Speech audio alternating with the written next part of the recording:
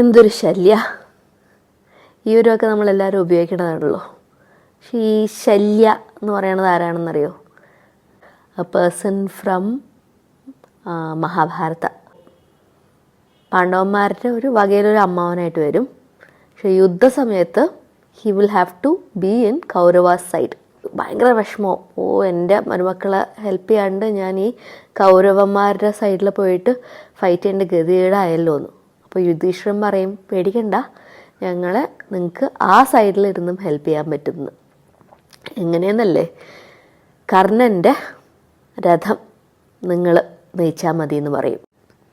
എല്ലാവർക്കും അറിയാമല്ലോ, കർണൻ എന്ന് പറയുന്നത് വെരി വെരി കേപ്പബിൾ ആയിട്ടുള്ളൊരു വാരിയറാണ്. അർജുനൻ്റെ അത്രയും തന്നെ ശക്തിയുള്ള ഒരാളാണ്. അപ്പോൾ കർണൻ്റെ തേരാളിയായിട്ട് നിങ്ങൾ നിന്നിട്ട് കർണൻ്റെ കോൺഫിഡൻസ് മുഴുവൻ കളയേണ്ടത് നിങ്ങളുടെ ദൗത്യമാണെന്ന് പറയും. എങ്ങനെയാണ് കളയേണ്ടത്? അർജുനനെ പൊക്കി പൊക്കി പറയുക, കർണൻ എന്ത് ചെയ്താലും അത് താഴ്ത്തി താഴ്ത്തി പറയുക. അപ്പോൾ എന്താവും? കർണൻ്റെ കോൺഫിഡൻസ് നല്ലോണം കുറയും. അപ്പോൾ Shalyan will be very successful in his endeavour. Shalyan കാരണം കർണൻ്റെ കോൺഫിഡൻസ് 25% ആയിത്തീരുന്നാണ് പറയണത്.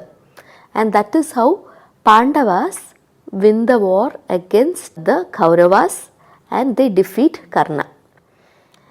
ഈ കഥയിൽ നിന്ന് നമ്മൾ മനസ്സിലാക്കേണ്ട കാര്യങ്ങൾ എന്താണ്? നമ്മളുടെ കൂടെയുള്ള ആൾക്കാർക്ക് നമ്മളുടെ മീതെ ഭയങ്കര പവറാണ്. If they are not good people they will lead us to defeat.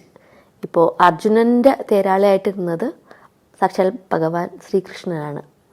അങ്ങേര് നല്ലോണം അർജുനനെ ഉപദേശിച്ച് നേർവഴിക്ക് നയിച്ച് ഭഗവത്ഗീതയൊക്കെ പറഞ്ഞു കൊടുത്ത് ഈ വാറിൽ സക്സസ്ഫുള്ളാക്കി. എന്നാൽ ശല്യം ചെയ്തതോ നേരെ തിരിച്ച് കർണനെ ഈ യുദ്ധത്തിൽ എങ്ങനെയൊക്കെ തോൽപ്പിക്കാൻ പറ്റുമോ അങ്ങനെയൊക്കെ തോൽപ്പിച്ചു കളഞ്ഞു. ഇപ്പോൾ ഞാൻ ഈ കഥ പറയാൻ കാരണം എന്താണെന്ന് വെച്ചാൽ, എനിക്ക് ബെഡ് റെസ്റ്റാണ്. എൻ്റെ നടുവെട്ടിയിട്ട് കിടപ്പായിട്ട് കുറച്ച് ദിവസമായി. അപ്പോൾ എൻ്റെ ഏറ്റവും വലിയ ശല്യൻ ആരാണെന്നറിയോ? എൻ്റെ സ്വന്തം മനസ്സാണ്. നിനക്ക് എഴുന്നേറ്റ് നടക്കാൻ പറ്റുമോ അനു? നിനക്ക് ഇനി അമ്പലത്തിൽ പോകാൻ പറ്റുമോ?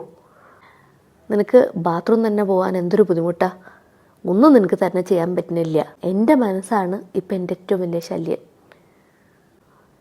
But if I focus on my negatives, will I ever recover? No. Medicines will take time to take effect, and rest is the best medicine at this point. അപ്പോൾ ഭഗവാനെ വിളിച്ച് ഇങ്ങനെ കിടക്കുകയാണ്. എനിക്ക് വേണ്ടി എല്ലാവരും പ്രാർത്ഥിക്കണം കേട്ടോ. ശ്രീ ഗുരുഭ്യോ നമഃ.